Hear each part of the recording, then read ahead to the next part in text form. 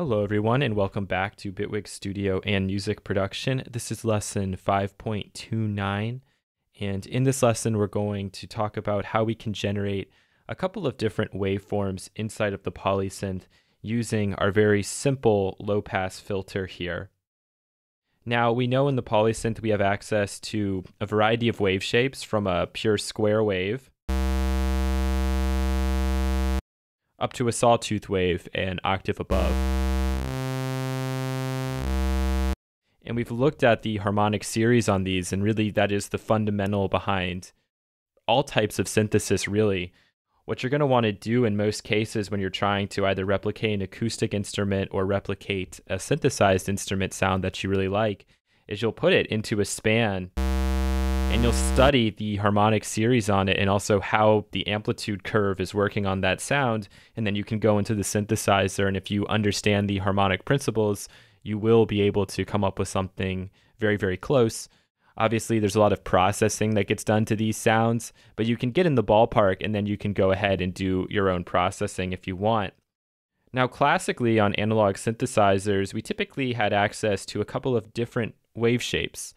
Those wave shapes being the sine wave and the triangle wave. But in some other analog synthesizers, we didn't. We really would only have something like a square and a saw. And the assumption is if you understand how harmonics are working, you can generate a a triangle or a sine wave very, very easily.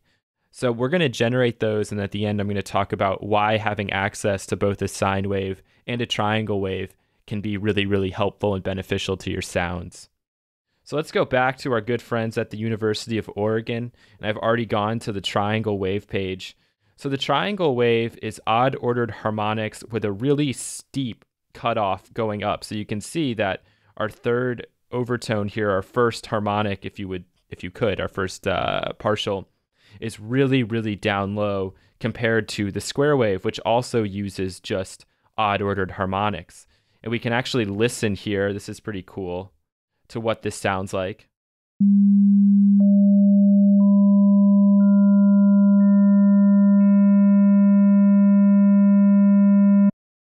And the great thing there is you can actually see how that wave changes from a sine wave, which a sine wave is just the fundamental.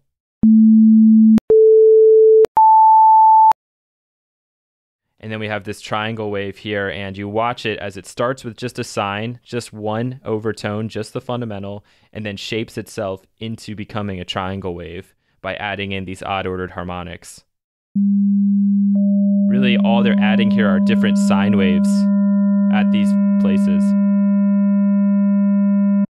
And if we wanted to, we could actually use the tone generator and generate out those proper frequencies, and we could actually design our own square wave. But thank goodness we don't have to do that, and you guys know how tempted I am to do that, because we already have access to a square wave, and the square wave is odd-ordered harmonics. The triangle wave is odd-ordered harmonics, just at a much steeper cutoff.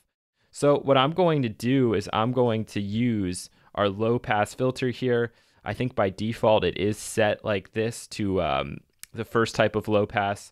I turn the resonance all the way down, and now what I'm going to do is pull back on the frequency until I get something that looks relatively similar to what we just saw.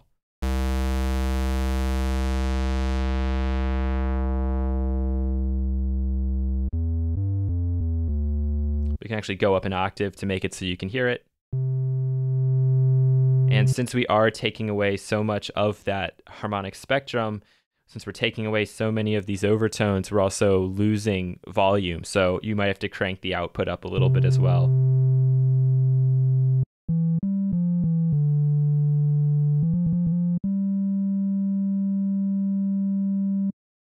Now I might want to use the steeper low-pass filter. But you can see from this, we're maybe not quite getting enough.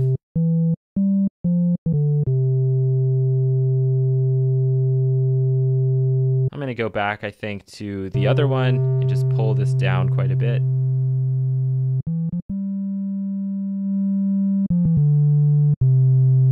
And to me, that sounds like a pretty good triangle wave shape.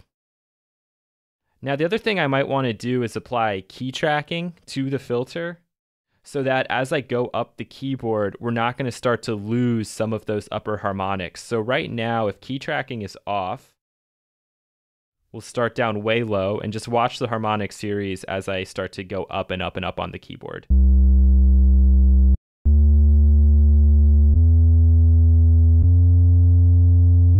Watch those top harmonics.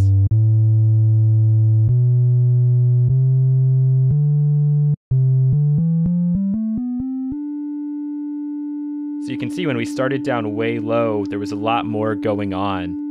And that's because our key tracking isn't enabled.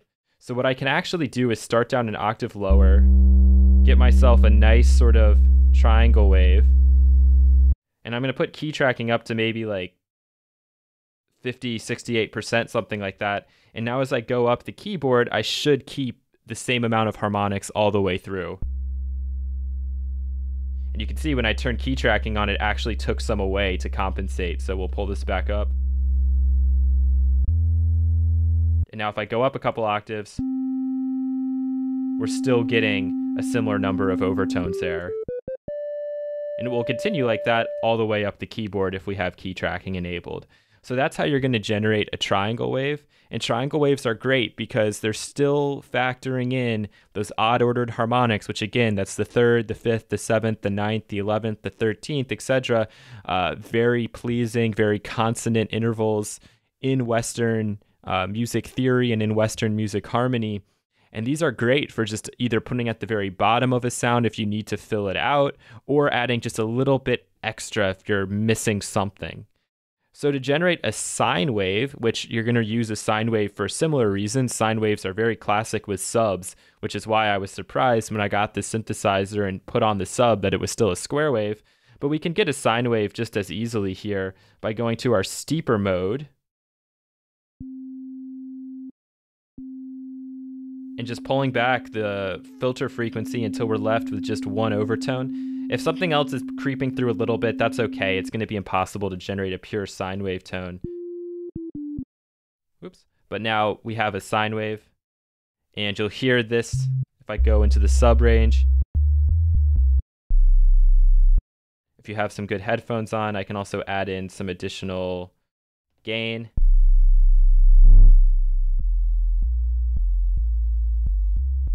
Getting a couple clicks.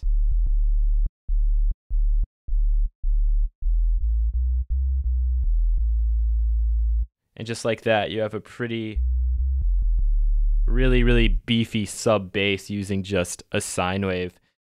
So in order to actually kind of put this into pure practice, what you'd have to do is use an instrument layer and stack a couple of polysynths on top of each other, and then set one up to just be like a pure sub. So I'm actually going to save this preset as Brian Sine because we're going to be using this quite a bit. And I'll go ahead and click OK. And now when I have this preset, I can very easily load it up, and I know that this is just going to be my sine wave. And we can look at it on the span here. And again, with key tracking applied, we don't have to worry about other overtones popping up, but I might pull back on that key tracking just a bit. And let's resave it. Awesome. All right, so that's the way that you're going to want to go about doing that.